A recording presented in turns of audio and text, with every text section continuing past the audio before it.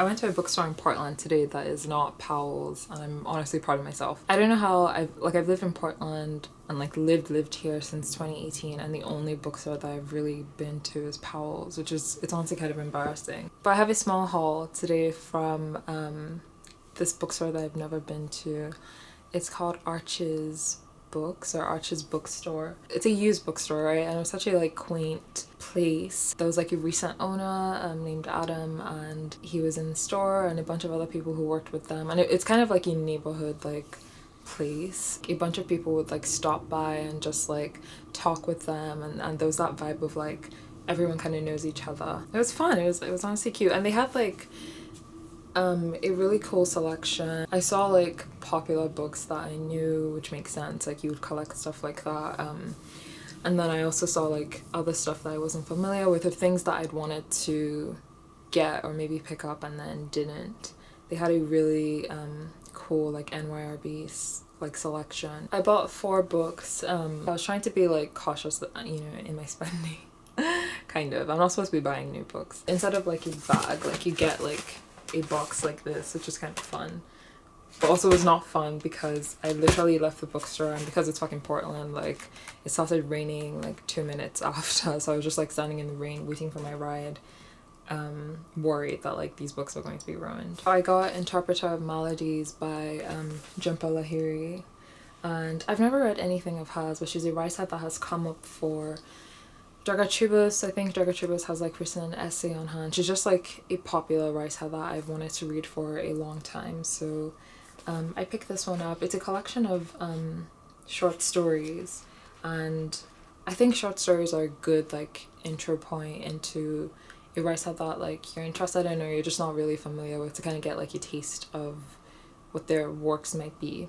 I don't really love the cover art, and I'm very particular about book covers. I don't when it has these splashy stickers where it's a movie tie-in or whatever award it gets, I'm just deaded. But I picked this one up because I wanted to read it, but also I really like this author photo in the back. It's just really pretty. It's also such an author photo too, with the turtleneck, and hair pulled back, gaze askance, stunning. And then in the philosophy section, so I've wanted to read Simone Weil for a really long time. I've had a PDF copy of Gravity and Grace for a really long time, and I've read some of it, but I think I just struggle with PDFs because I need to kind of physically feel what I'm reading to want to read it, I guess. Yeah, she's someone that has sort of come up for me, and I think might be a useful person to read in my post-Christian, I don't know, I love a heretic, I love a mystic, I love that kind of vibe, and she's definitely someone who fits that entire mood, and also philosophical thoughts too. So this is Waiting for God, one of her popular books. It is a collection of essays, and it's her meditating on life and being alive and existence and all of that stuff. I like the cover, and I was yes, I'm going to get this. But yeah, it would be fun to read this. It's not I don't know, as I've come back into reading, I'm not entirely sure what my type of book is anymore. That's not true. I know what my type of book is, but I just mean in the sense that I really love fiction, but fiction is not it's not the only thing that I read, so I do want to pick up more genres and play around with other things that would be valuable to me, and isn't really in the tie-in of the review world. Okay, this is kind of an aside, right? But with YouTube and watching YouTube and being on BookTube and kind of loving this community, I think in terms of how I make sense of what I'm reading, there's the side of it where it's you're reviewing the work, and then there's a side of it where it's pleasure, and then I guess there's also the side of it that I'm hoping to get across in my videos, which is also how it applies to my life. All in all, it's really all about meaning making for me, which is fun to do and useful too, and yeah, I want to remember that. So reading something like this is a good reminder of that in a sense. This was one of my last minute picks, Little Reunions by Eileen Chang. I found the cover kind of like really like interesting. Okay, let's see. It is Atrium by Yu Hong. I'm not familiar with the artist. But Eileen Chang, I actually had an old ex-friend. We sort of exchanged books, and he gave me one of Eileen Chang's collection of short stories. So I've had that sitting on my shelf for a while. I picked it up this year and I thought that I would want to like pick it up and like read her short stories and read her writing basically. There's a blurb here by Jamie Fisher that's like, before Joan Didion there was Eileen Chang. Chang combined Didion's glamour and sensibility with the terrific wit of Evelyn Waugh. She could, with a single phrase, take you hostage. So this sounded really good. And then also it is supposed to be a dark romance about this young girl named Julie. She gets embroiled in a relationship with this man, Chi Young, who is a traitor. I don't really know, but like I thought, you know, because contrary to what I was saying earlier about how short stories are a good way to get to know a writer's work, I also think that sometimes you just want to jump in with a novel. And I think maybe the fact that what I previously had was her short stories was something that was keeping me off. So I think honestly, I'm such a novel, like full length type of prose girl. So I think I might actually pick this one up a bit sooner. And then short stories in a sense are like confectionaries of like a writer you like, you want more. Yeah. Finally, this one, honestly, I wasn't really planning on picking it up. But I was, again, in that like philosophy section and I saw this and I was like, oh fun, like this might be cool. It's this first edition of The Prime of Life by Simone de Beauvoir. We have this hefty author photo in the back. Also a really elegant like photo. But yeah, she's someone that like, I mean, I've known about her for years and have never read anything of hers. And then she sort of had like a resurgence on Bookstagram, and I've seen people start to read like her novels too, and not just like her like feminist and like philosophical text. But this is her autobiography. So she wrote like a bunch of autobiographical text about her life, which it's giving like memoirs, giving, you know, I kind of like that that like sort of Annie Ernaux-ish memoir like thing where you take slivers of your life and you write about it, and it's not like this big tome of the condensed autobiography. It's like, you know, bite-sized. This is not bite-sized, but you get what I mean, where it's like parts of her life. So this one is from the years 1929 to 1944. She's in Paris. She's sort of becoming a woman, or is a woman, I'm not entirely sure. She gets in a relationship with Sartre. I don't know if I'm saying his name right. I don't know. I've never said that out loud before. We have a preface from her, which I thought was interesting, of her talking about this undertaking of writing about herself. And then I was also reading, like flipping through, and you know, you do the first lines thing when you're like trying to pick out a book. The first line is, "The most intoxicating aspect of my return to Paris in September 1929 was the freedom I now possessed." I just seemed like it would be fun, you know, recollection. I did forget to ask. Well, I didn't forget to ask. I was kind of nervous to ask. I like had worked myself up and I was like, I'm going to ask him this question, and then I didn't. I'm not sure if this is paint or mold. Books in general like start to disintegrate, but I don't know. Like when on the pages, it looks like paint. It looks like someone just like painted it, but it's hard to say. Yeah, I'm not entirely sure. But I will be doing research on like mold in books. So those were my picks, and that was my visit to a bookstore that I'd never been to, and it was fun. It was honestly a fun time, and I plan on doing more of that. I plan on like just trying to find more bookstores around Portland that's not Powell's. Powell's is a great bookstore. It's one of my favorite bookstores I've ever been to. Definitely, well, I don't really have much to compare it to in Portland, right? But it's the biggest like bookstore in America, I think. It's definitely the biggest bookstore in Portland. and everyone goes there, and it would be nice to see other places, see what the scope is. So yeah, that was a fun afternoon. My reading has been pretty much all over the place for the past 2 months. I wanted to share 2 quotes that are kind of like together for me. They're both on Nella Larsen, sort of cultural criticism or literary criticism. Kind of just like them for the sort of insight that they were giving. So I'd mentioned this before.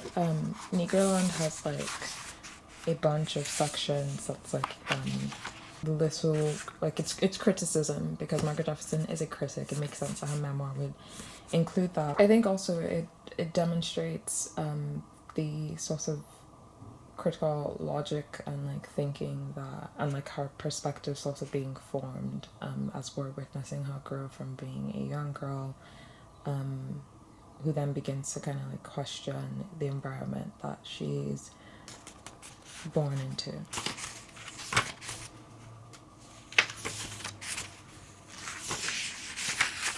The section on Nella Larsen comes where she's writing about, we're in the 70s now and her politics are sort of expanding. She's in college. She's embroiled in like the women's movement and the black movement and sort of seeing her space there. And she talks about the white female privilege that had always been withheld from the girls of Negroland, which was a privilege that was glorified in the literature of white female suffering and resistance. A privilege good Negro girls had been denied by our history of duty, obligation, and discipline. Because our people had endured horrors and prevailed, even triumphed, their descendants should be too strong and too proud for such behavior. Were to be ladies, responsible Negro women, and indomitable black women. But it's basically about like feminine despair, suicide, and depression. So she talks about finding literary idols such as Nella Larsen, who dared to locate a sanctioned forbidden space between white vulnerability and black invisibility. This is the part that I really liked when she's thinking about Nella Larsen. And she says Nella Larsen's 1920 novels were republished in the late 1960s and early 70s, part of an exuberant rush of books by women, by gays, by non-whites of every hue that the culture had contentedly left out of print for years. Some of these books appeared in pleasing, well-wrought editions. Larsen's were among those given the cheapest paper and crudest design publishers could get away with. Her own heroines would have disdained to buy them. For they are touchy and proud, these jazz-age heroines. They read widely, wear swan frocks, I don't know how to pronounce that word, give smart parties and make clever remarks. They have keen minds, keen features, and fair skin, and can be suitably ironic about what called itself Negro society. They cultivate the advantages of being new Negroes and new women. Sometimes they even indulge in being new Negroes who can pass for white. They pursue la vie bourgeoisie with too much anxiety or too much ambivalence. Their sexual allure trips them up. Their sexual reserve holds them back. They are timid where they should be bold, reckless when diplomacy is needed. Secretly, they feel contempt for their own failure to imagine anything more for themselves. Each one finds death of some kind, a lethal marriage, a fatal accident, but their longing for death, the drive towards it, is never quite acknowledged. Larsen's women stumble into suicide by misadventure and miscalculation. They avoid premeditation just as they avoid stringent self-reflection. Here is Bell Hooks' Black Looks, which I've talked about in a previous video. The preface was scary. It was a bit scary, but I've since read more from it, and I'm like, yeah, the other essays so far are good criticism. Just that preface was like a bit insane. In the essay Loving Blackness as Political Resistance, she talks about the notion of like, not quite self-love, but the notion of like loving blackness and the sort of radicalness, or that as a radical like act, a radical pursuit, something revolutionary in a world that negates blackness and is constantly telling you that blackness is a bad thing, right? And I don't want to really get into sort of thinking about if it's, well, how that notion, or this essay in particular, has been co-opted and sort of reshaped. So she talks about passing, and that's kind of like the introductory thing of her teaching Nella Larsen's passing. She writes, Claire, the black woman who has passed for white all her adult life and married a wealthy white businessman, with whom she has a child, is the only character in the novel who truly desires blackness, and that is this desire that leads to her murder. And she talked about how her class was more interested in talking about passing and wanting to be white and not wanting to be black, you know, and she was like, none of them were really interested in Claire Kendry, even though she's a character that went out of her way to negate blackness and to choose to separate herself from her community. She's the one that like really loves being black. I never finished reading Passing, but I do plan on reading it this year. And I watched the movie though, the Rebecca Hall directed adaptation, and it really is good, and you sort of get that sense because you do see the point where Claire starts to want, you know, and you know, there's obviously different readings where it's like maybe what Claire wants is Irene or wants Irene's life or something, but you know, you do start to see her like wanting to be part of this community. A couple pages later, Bell Hooks writes, in Nella Larsen's Passing, Claire chooses to assume a white identity because she only sees blackness as a sign of victimization and powerlessness. As long as she thinks this, she has a sustained bond with the black bourgeoisie, who often self-segregate even as they maintain contempt for blackness, especially for the black underclass. Claire's bond with Irene, her black bourgeois friend, is broken when she seeks to define blackness positively. In Passing, it is this bourgeois class and the world of whiteness Claire's husband embodies that turns against her when she attempts to reclaim the black identity she has previously denied. When the novel ends, we do not know who has murdered her, the black bourgeois friend or the white husband. She represents a threat to the conservative hierarchical social order based on race, class, and gender that they both seek to maintain. I really love like thinking of those two like critiques and thinking of Nella Larsen's works, because I honestly think Nella Larsen is kind of a misunderstood writer, or at least a writer that has been so simplified, that her works have been simplified. But yeah, I just wanted to share because I really, like when I read those two, like it was like light bulb moment like in my head. I miss reading. I'm like I genuinely do like miss reading. I feel like whatever like momentum that I had at the start of the year, let me know, you know, not even at the start of the year because I was struggling there, but like once I'd read if an Egyptian cannot speak English, I had like this really great momentum of just everything I picked up was really good and I wanted to keep reading. And now I feel like after I read The Death of the Heart, the next couple books I picked up, or like you know, everything I was just like picking it up. I'd start a few pages and then I'd stop it. And then Tar Baby by Toni Morrison was the only other novel that I finished since then, and it's almost the end of April and I'm like, wow, hopefully I feel energized like reading these quotes out and like thinking about them, and it makes me want to like read, because the other part of reading, I've talked about it before, but the other part of reading that I really, really love is making meaning and those light bulb moments. Anyway,